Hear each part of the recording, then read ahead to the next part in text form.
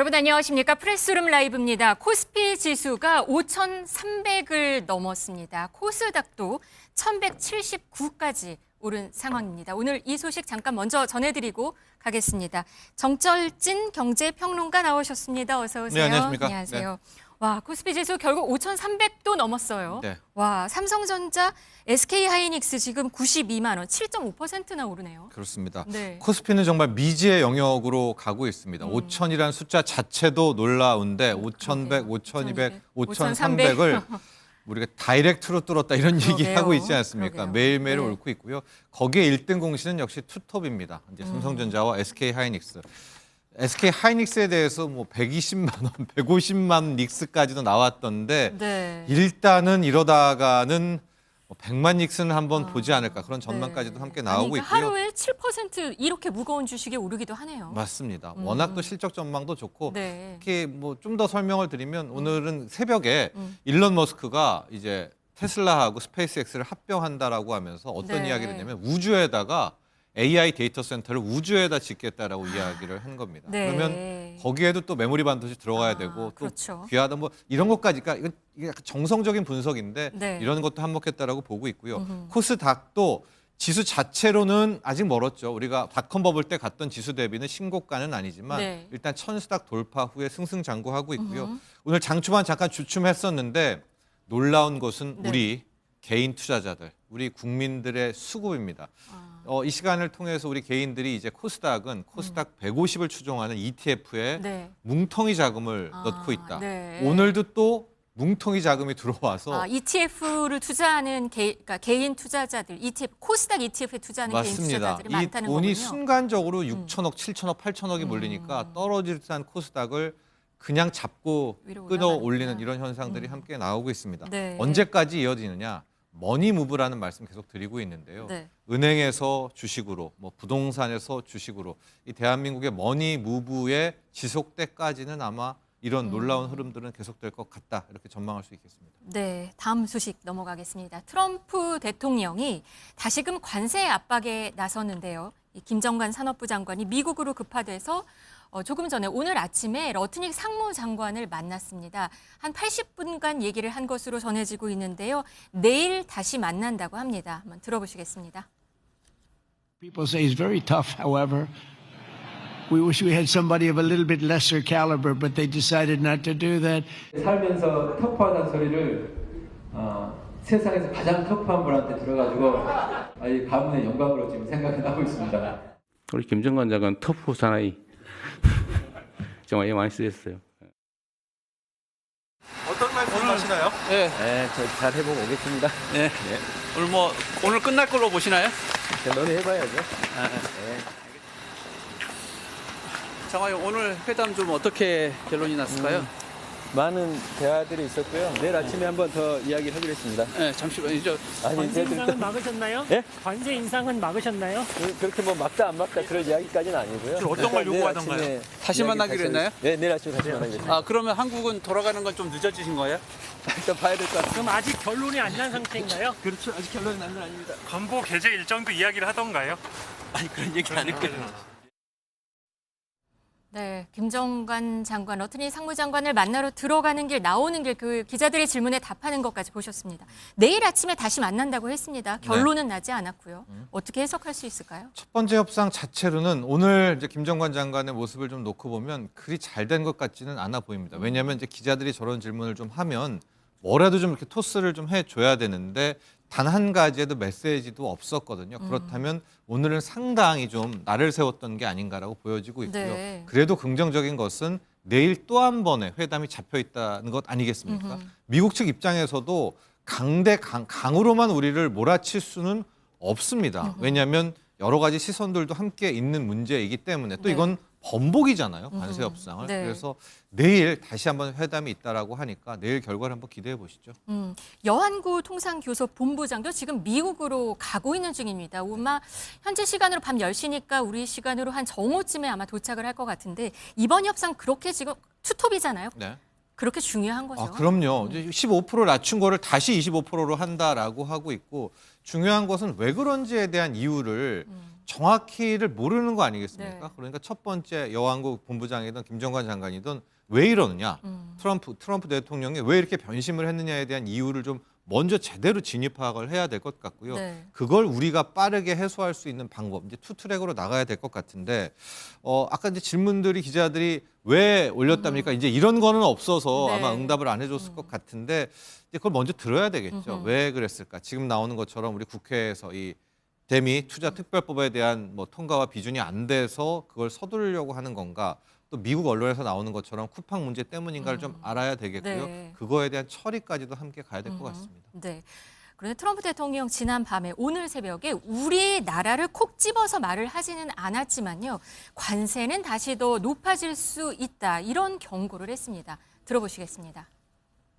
Tariffs are very, steep. They could be much steeper. You probably saw I put out a truth today, and the tariffs could be much steeper. We've been actually very nice about it. But even being nice about it, we've taken in hundreds of billions of dollars, and honestly, they've given us tremendous national security. 네, 세계 각국에 부과한 관세 더 가팔라질 수 있다는 표현을 썼습니다. 스티퍼라는 표현을 썼거든요. 그리고 오늘 새벽 SNS 지금 보시죠. 타국을 저금리의 현금 인출기라는 이런 표현을 썼습니다. 협상이 쉽지 않을 수도 있겠습니다. 네.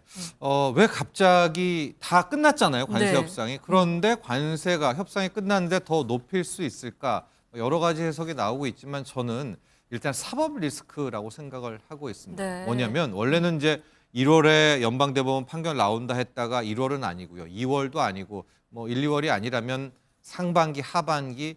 그런데 만에 하나 1분기 빨리 트럼프 상호관세에 대해서 미국의 연방대법원이 이걸 위법 판결을 내릴 경우에 이건 일파만파가 커지는 건 아니겠습니까? 네. 트럼프를 아주 아이코닉했던 이 관세란 자체가 위법이다. 그럼 올해 11월에 중간 선거에서도 공화당의 타격은 클 수밖에 없기 때문에 왜 이렇게 관세 얘기를 또 하느냐?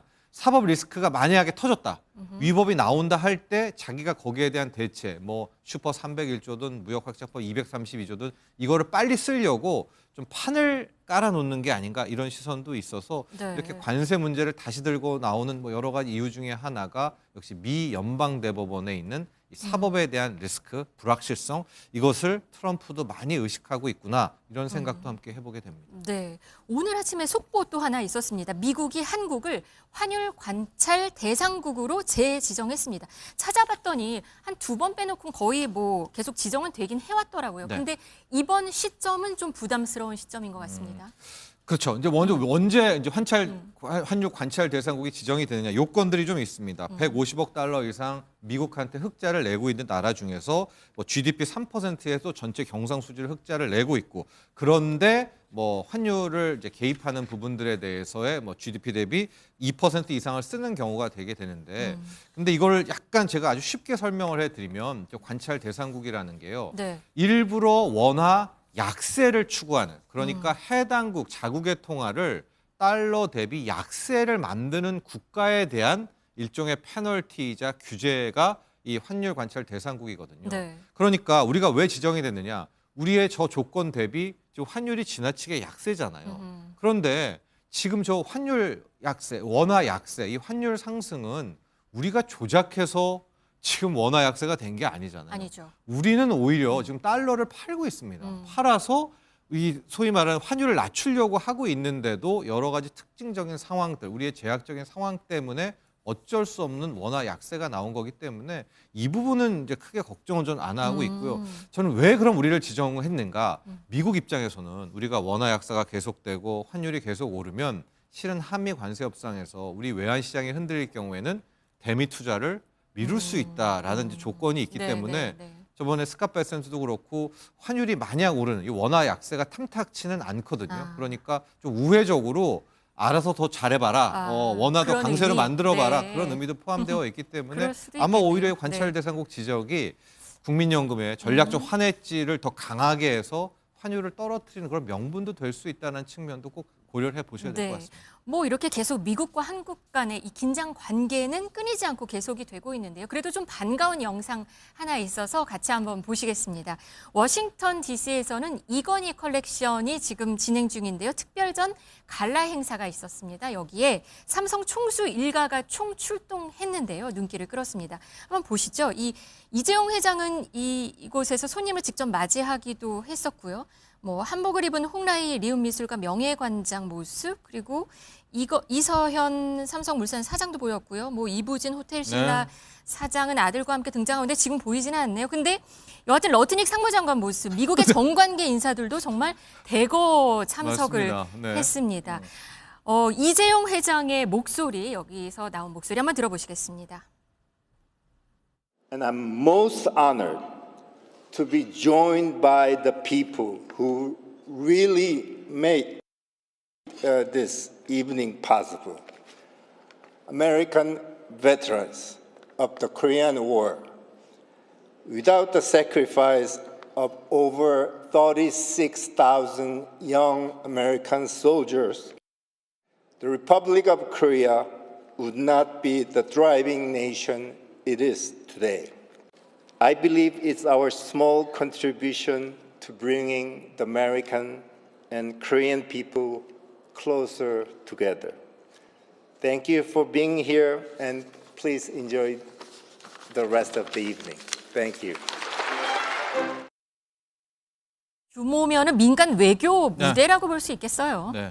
지금 하워드 러트닉이 저기도 왔잖아요. 네. 김정관 장관이랑도 지금 하고 있고 네. 그래서 언론에서는 이재용 회장도 좀 곁들어 줬으면 좋겠다라는 네. 또 그런 기대감도 하고요. 러트닉 장관이 이 자리에서 직접 축사도 했다고 전해져요. 네. 하고 여기에 정의선 현대차 회장도 맞아요. 좀 함께 와 있거든요. 같이 축하해 주려고요. 네, 근데 삼성 행사에 이 정의선 현대차 회장 참석하는 거는 좀 이례적이지 않나요? 그렇습니다. 그러나 워낙 둘이 친하기 때문에 와 있다라고 볼 수가 있겠고요. 네. 이 행사 자체 이건희 컬렉션 한번 조명을 해봐야 될 것 같습니다. 네. 이건희 회장과 홍라희 여사가 뭐 30대 때부터 미술품을 좀 모아가지고 했던 부분들을 기증을 하지 않았었습니까? 네. 그런데 지금 그 기증하는 그 작품들이 저기 소개되고 있네요. 네. 우리가 국사책에서 보는 겸재정선의 인왕재색도를 포함을 해가지고 김환기의 뭐 작품들에서 국부만 7건이고요. 네. 지금 이건희 회장이 기부했던 이건희 컬렉션의 저 기부액을 아마 지금 현가로 따지면 2조?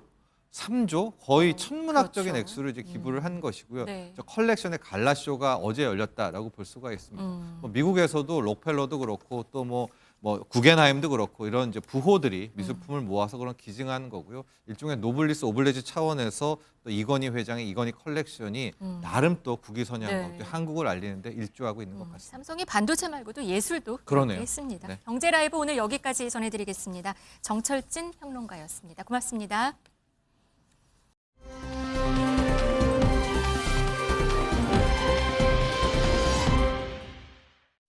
뉴스라이브입니다. 실시간 관심을 끄는 화제의 뉴스들 또 하나하나 만나보겠습니다. 어제 이 시간 저희가 속보로 전해드린 대로 한동훈 전 대표는 국민의힘에서 제명당했습니다. 당무에 복귀한 장동혁 대표가 빠르게 결론을 내렸죠. 한때는 대표와 최고위원이었고 또 비대위원장과 사무총장, 서로를 소울메이트라고까지 불렀던 이 정치적 우군, 두 사람은 어쩌다 이런 파국을 맞았을까요? 일단 어제 있었던 한동훈 전 대표의 기자회견 영상부터 짧게 다시 보고 오시죠.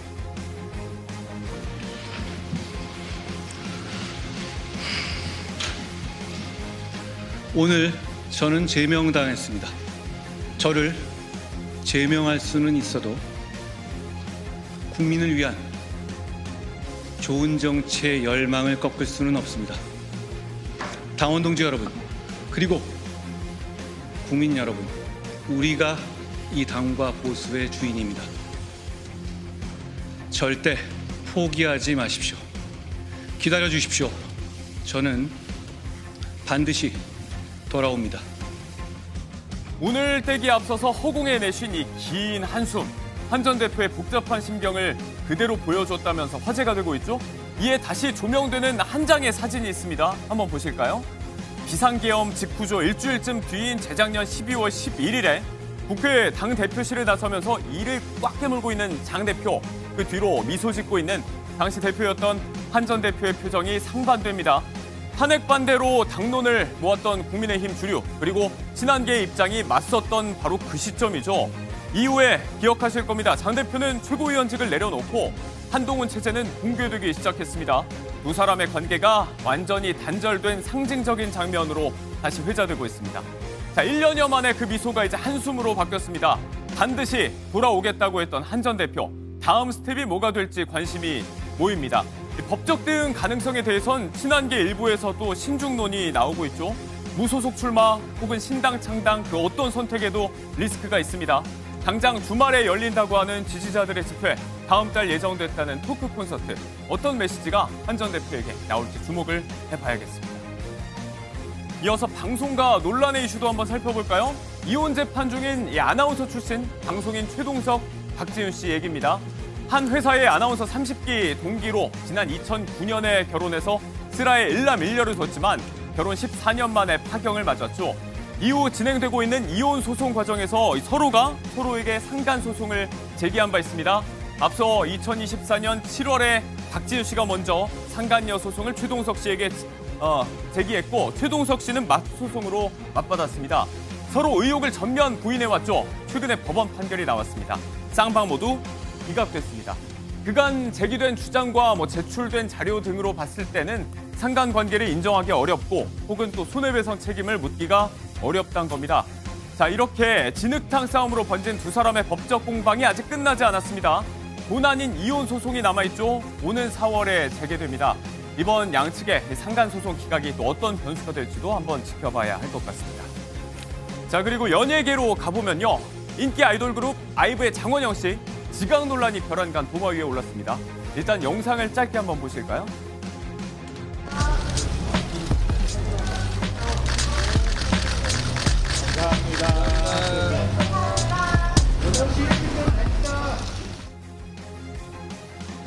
자, 본인이 앰버서더로 활동 중인 한 의류 브랜드 행사에 참석을 했습니다. 행사를 마치고 나서 퇴장하는 이 장원영 씨에게 일찍 좀 다닙시다 하는 기자로 추정되는 사람의 힐난이 가해졌고 당황하면서 빠져나가는 장 씨의 모습이 SNS상에서 논란이 됐습니다.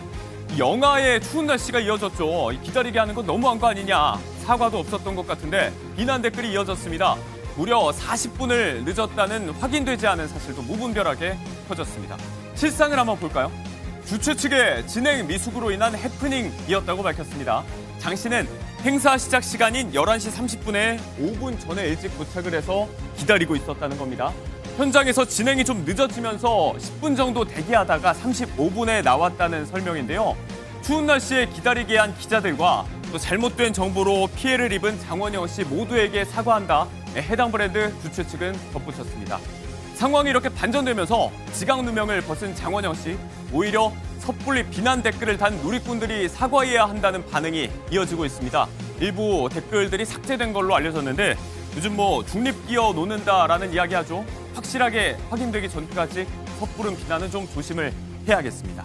자, 마지막 소식입니다. 하늘 높은 줄 모르고 치솟는 금값.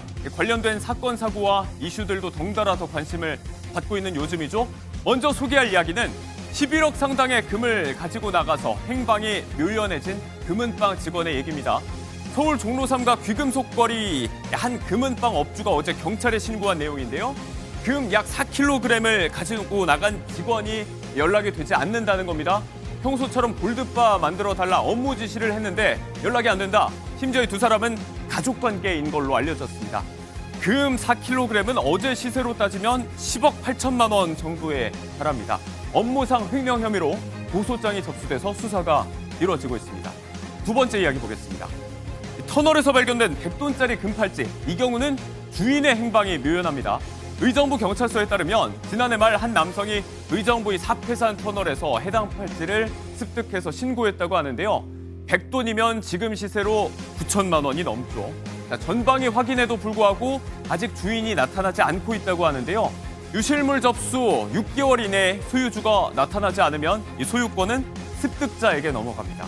반년 뒤면 또 올해 5월 말 정도인데 그때는 금값이 어떨지 또 어떤 사연으로 이런데 버려지게 됐는지 여러모로 관심을 모으고 있는 금 이야기까지 한번 해봤습니다. 자, 이상 오늘의 뉴스라이브였습니다.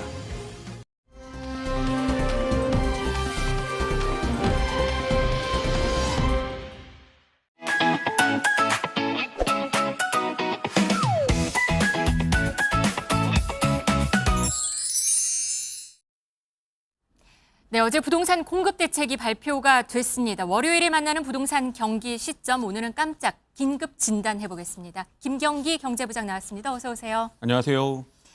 네, 정부는 총 6만 가구, 그러니까 판교 신도시의 2배 규모의 집 지을 곳을 마련했다, 이렇게 발표했습니다. 공급 대책 지도부터 한번 보시겠습니다. 크게 보면요, 서울 용산, 태릉, 그리고 경기 과천, 뭐 이 정도인 것 같습니다. 그리고 도심 안에 있는 군 관련된 시설들 눈에 띄고요. 공공청사, 뭐 연구원들이 눈에 띕니다.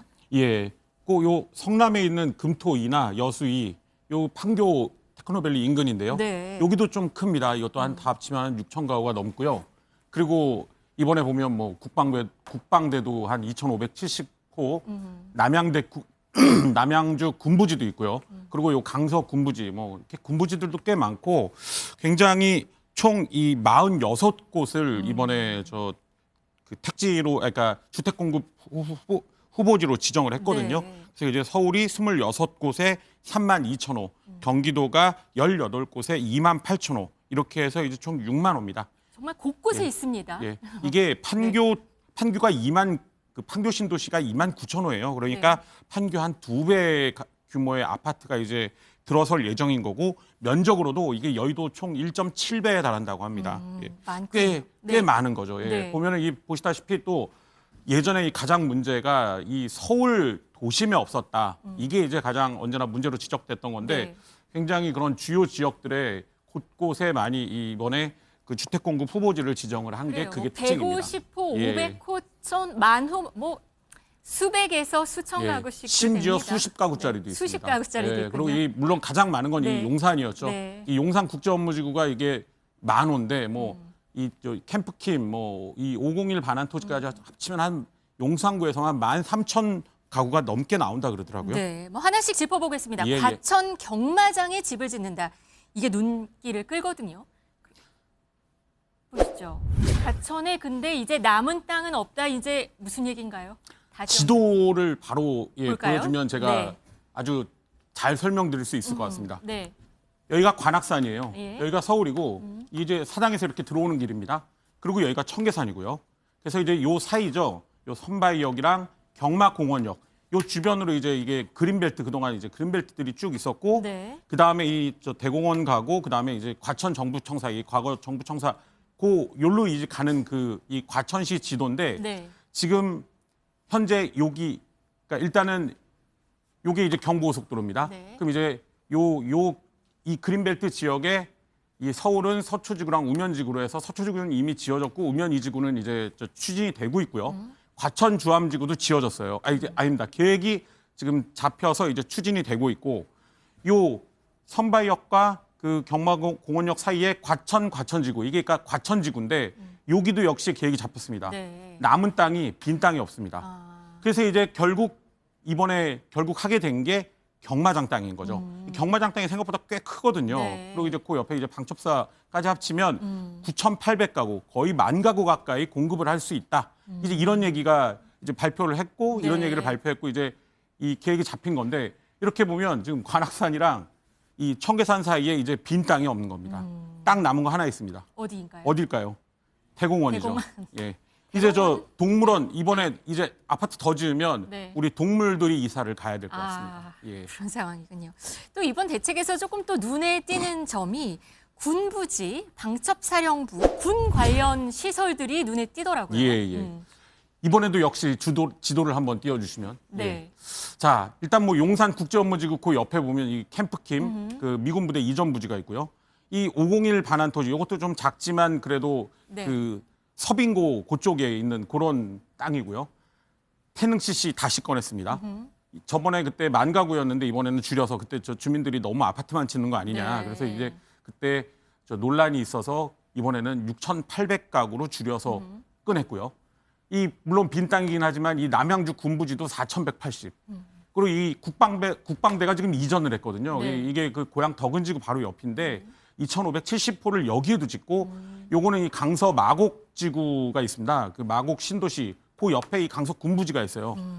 이 지금 한두 개가 아닙니다. 금천에도 있고, 네. 다 합쳐서 보니까 이번 공급 물량의 3분의 1이 국방부, 군과 관련된 부지라 그러더라고요. 그래서 네. 제가 그냥 농담으로 이번에 주택 공급 대책은 군이 다 했다. 이런 뭐 농담을 할 정도로 이번에 그 군 관련 부지들이 많았습니다. 네. 예. 그러면 이번에 집 지을 곳으로 그러니까 정해진 연구원들도 있잖아요. 예, 예. 이 곳들은 어디로 가는 건가요? 아, 제가 열심히 찾아봤거든요. 네. 저 어제 그렇지 않아도 저 갑자기 깜짝 이 불광동이랑 그 동대문구에 있는 연구원 단지들이 이전하고 거기 아파트를 짓는다 네. 그래서 찾아봤는데 모르겠습니다. 아, 어디로 갈지는 예. 모르나요? 그래서 일단 물어보니까 뭐 일부 단지, 그러니까 일부 연구원은 세종으로 갈 계획이 뭐 얘기가 네. 나오긴 했다 그러더라고요. 근데 이제 굉장히 전격적으로 이전이 결정이 된 거죠. 그래서 이번에도 역시 국방연구원이 동대문구에 있는 건데 네. 국방연구원과 한국경제발전전시관 이들은 이 28년, 그러니까 2년 뒤까지 이전을 하고요. 내후년에. 네. 그리고 이 동대문구인데 요 은평구 여기도 이 불광동 연구원이라고 있거든요. 네네. 그 불광동 연구원, 예, 나오네요. 여기 나왔습니다. 네. 이 불광동 연구원 4곳도 이제 이전이 결정이 됐는데 네. 27년 상반기까지입니다. 그러네요. 내년 예. 상반기에 당- 이전할 수 있네. 당장 1년 안에 빠르네요. 가야 됩니다. 그렇네요. 예, 그래서 이 연구원에 계시는 그 직원들 사이에서는 갑자기 이거 너무 빨리 결정이 되는 바람에 아 이거 저 주말 부부하게 생긴 거 아니냐 약간 동요하시는 그런 모습도 있다고 하더라고요. 네. 그리고 또 어제 발표를 보면요. 이런 주택 공급 숫자가 가능한 거는 용적률을 높이겠다 이런 얘기가 있었어요. 그러면 초고층을 만들겠다 이 말인 거죠? 용산 얘기예요. 이게 왜냐하면 용산이 원래 6천 가구, 용산 국제업무지구가 원래 서울시가 잡은 계획은 6천 가구였는데 네. 이번에 4천 가구를 늘려서 1만 가구로 바꿨거든요.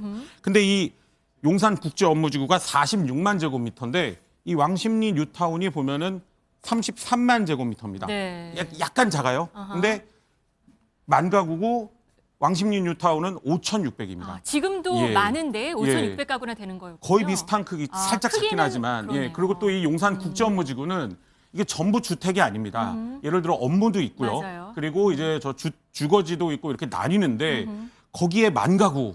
아, 그렇다 보니 아 이거 너무 높여진다는 얘기겠군요. 작은 집만 나오는 거 아니냐. 뭐 그런 얘기도 나오고 아니면 아 이거 그 공공 뭐 임대나 또는 뭐 분양으로 어떻게 될지 아직 공공과 그러니까 분양과 임대 비율이 네네. 정해지지는 않았지만 그렇지만 어찌됐건 이 지금 이제 공공주택으로 지어지는데 50층 이러다가 우리 100층 공공 임대주택이 나오는 거 아니냐 이런 기대 아닌 기대가 지금 되는 상황이죠. 만약에 그렇군요. 100층 임대주택에서 보면은 그 바로 옆에가 용산공원이고 이 또 아래가 이 한강이잖아요. 네. 굉장히 전망이 좋을 것 같습니다. 아, 예. 기대도 해볼만 예. 하겠네요. 그렇군요. 어제 공급 대책이 발표된 날이었는데요. 한국부동산원의 아파트값 동향도 발표가 됐습니다. 그런데 서울 아파트값 상승폭이 14주 만에 최고였다고 합니다. 다시 이 10.15대책, 작년 10.15대책 이전 수준으로 돌아간 느낌이에요. 예, 그래서 특히 지금은 이 서울 그 강남이나 한강벨트가 아니고 그런 어떤 영등포, 뭐 성북, 노원 이런 중저가 아파트가 지금 좀 그런 불안한 모습을 보이고 있는 그런 상황이에요. 네. 그러면 지금 이렇게 싹싹 긁어 모았고 서울 아파트 값은 지금 높은 상승률을 기록하고 있는데 그럼 경기에게 물어봐 부동산만 질문 가겠습니다. 싹싹 긁어 모았는데 집값 효과 있을까? 집값 잡는 데 효과가 있을까요? 단기, 단기 바꿔야 나눠서 해야 될 것 네, 같습니다. 네, 네. 일단 단기적으로 효과가 있겠군요. 효과 있겠다고 봅니다. 네. 가장 뭐 여러 가지 이유가 있겠지만 이번에는 그래도 생각보다 위치들이 좋습니다. 그래서 눈길이 갔습니다. 네. 뭐 사실 과천도 경마장 그 외곽 아니냐 하지만 아까 말씀드린 대로 가깝죠. 거기 도시 서울에서. 완성되면 네. 굉장히 좋은 자리고요. 용산도 뭐 몇 층으로 갈진 모르지만 위치 좋은데 1만 가구 하겠다고 했습니다. 네. 거기다가 다주택자 양도세 그 중과 이제 시행 이전에 절세한 그 절세 매물들이 나올 것으로 보이거든요. 그렇다 보면 물량 늘고 약간 기대 심리로 매수 불안 매수는 좀 줄고 그래서 이게 단기적으로는 가능할 것 같은데 장기적인 문제는 또 다릅니다. 이게 당장은 그런 효과가 있지만 이게 결국 되려면 계속해서 나와야 되거든요. 네. 물량이 이렇게 약속한 물량이 계속해서 나와야 되는데 이 계속해서 나오려면 이 사업이 잘 진행이 돼야 돼요. 근데 일단 지금 서울시 반대하고 있어요. 과천시도 지금 나뉘고 있는데 과천시는 반대하는데 뭐 거기도 지금 논란이 의견이 분분하고요. 네. 그리고 태릉시도 주민들이 어떻게 할지 봐야 될 것 같아요. 이런 주요 후보지들 이게 예정대로 탁탁 진행이 돼서 공급이 나오고 이러면 이 불안 심리가 잡히면서 가격이 안정이 되겠지만 이게 삐걱하면 다시 또 이런 어떤 그런 불안 매수 심리가 다시 자극될 그런 가능성도 있습니다. 네, 뭐 지자체와의 갈등, 주민 반발 이런 문턱을 어떻게 넘는지가 또 관건이 될 것 같습니다. 지금까지 부동산 경기 시점 김경기 경제부장이었습니다. 고맙습니다. 고맙습니다.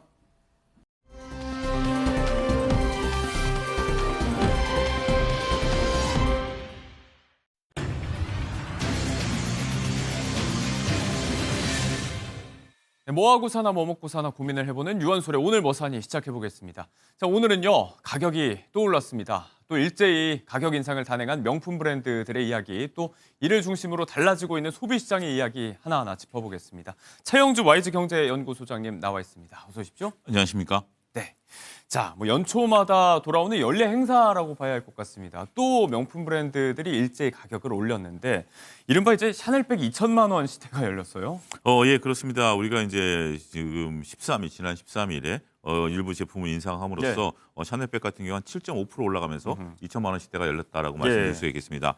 그 전에 이제 까르띠에라는 제품도 27일 날 가격을 인상함으로써 전반적으로 한 7.8% 정도 가격 인상 폭이 나타났다라고 말씀드릴 수 있겠고, 그다음에 에르메스 같은 경우도 스카프 가격을 12%나 올리면서 100만 원 시대를 열었다라고 말씀드릴 수 있겠습니다. 롤렉스 같은 시계 같은 경우도 전체적으로 한 5.7% 가격대를 올리면서 전반적으로 우리가 이제 명품들의 가격이 5에서 한 7% 정도 상승을 전격적으로 단행했다, 이렇게 설명을 드릴 수가 있겠습니다. 네, 뭐 금값 상승에 따른 주얼리 가격의 상승도 있겠지만 뭐 모든 제품에 다 금이 들어가는 건 또 아니니까. 그렇습니다. 자, 비판적인 이야기가 나오는 게 항상 이제 유독 한국에서만큼은 더 이 가격 인상을 거침없이 단행하는 것 같다. 한국 소비자가 봉인가 이런 불만이 나오는 지점인데 실제로 그런 거예요? 한국에서 더 많이 올리나요?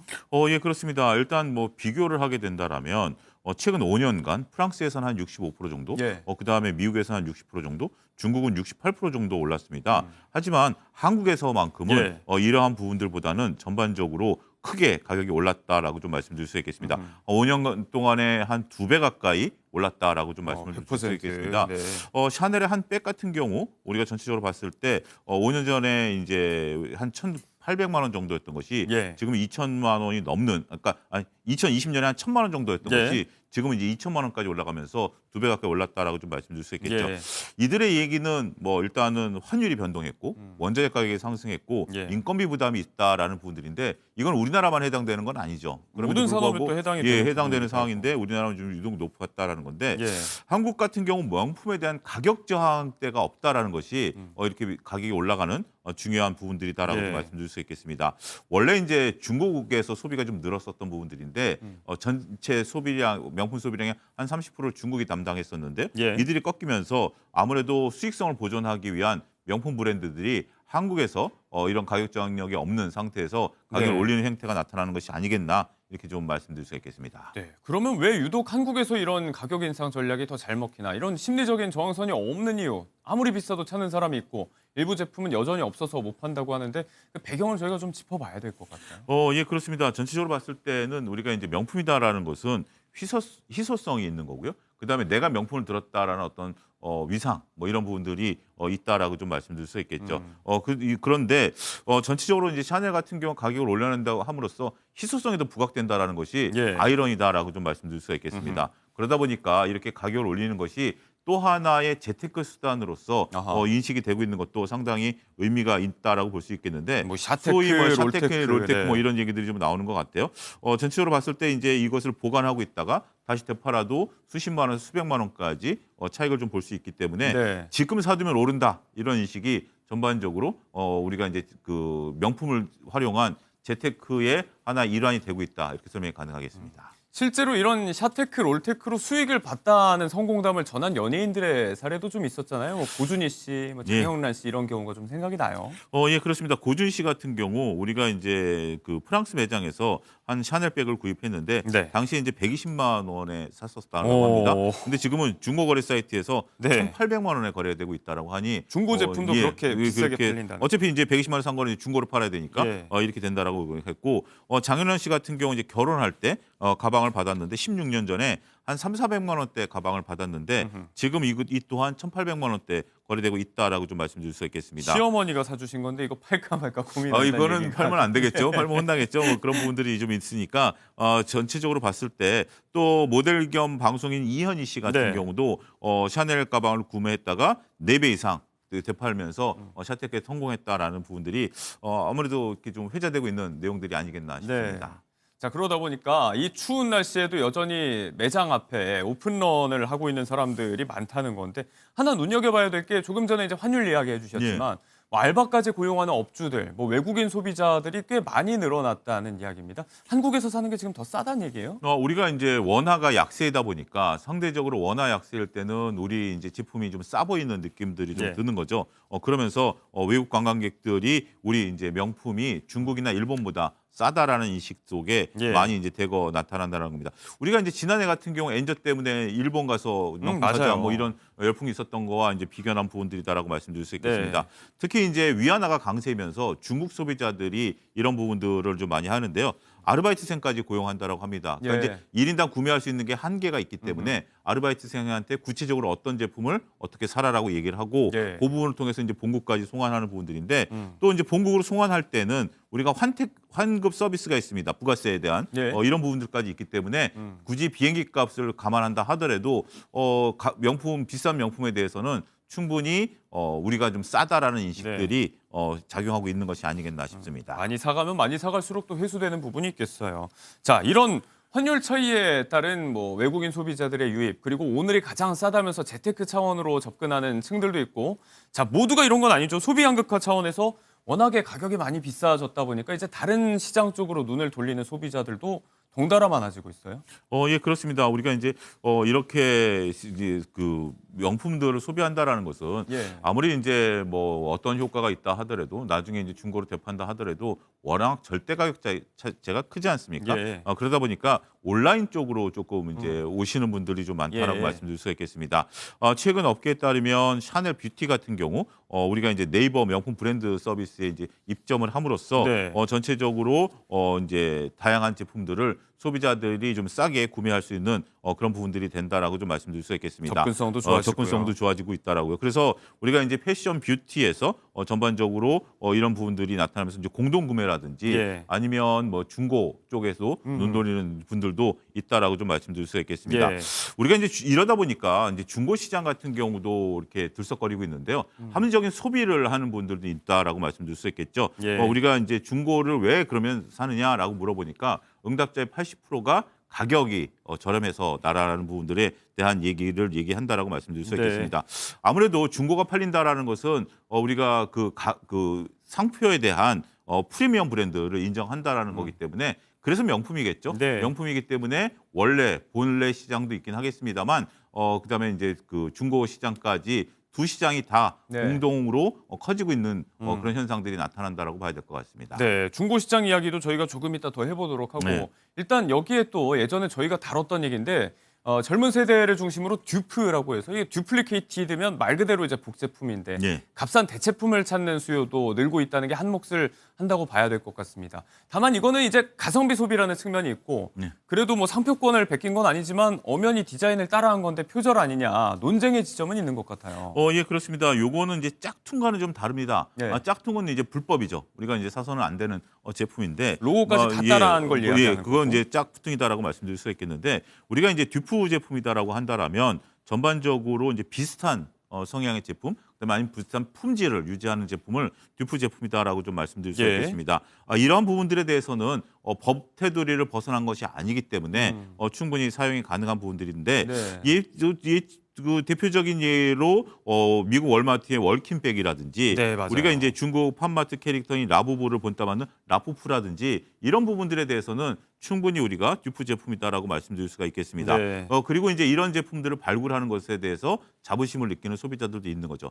하지만 유한솔 앵커 말씀하신 것처럼 이게 불법은 아니에요. 하지만 원래 제품을 만들기 위해서 제품 개발과 마케팅 그런 것들을 단순히 베낀다라는 측면에 있어서는 예. 조금 불편한 시각도 있는 것은 사실입니다. 너무 쉽게 남들이 어렵게 개발한 것을 그대로 따라한다라는 점에 있어서 네. 불법은 아니지만 이 점에 대해서는 좀 고민해야 될 거리가 이제 충분히 있다라는 점도 염두에 두셔야 되지 예. 않을까 싶습니다. 한편으로는 말씀하신 대로 이제 가성비 소비 측면에서 중고 명품을 찾는 사람들도 계속해서 늘고 있는데 여기서 조심할 건 이제 듀프가 아니고 조금 전에 말씀하신 그 네. 이른바 짝퉁 가품 구매 위험성이에요. 이 경우는 이제 배우 유인영 씨 사례가 좀 조명을 받기도 했었잖아요. 그렇습니다. 이제 우리가 이제 중고 거래도 온라인으로 이루어지는 경우가 있는데 유영희 씨 같은 경우 온라인으로 유영희 제품을 구매를 했다라고 합니다. 그러면서 이제 그 시계를 차고 나왔는데 일부 이제 시청자들께서 보면서 저거 짝퉁 아니야?라고 하니까 본인이 직접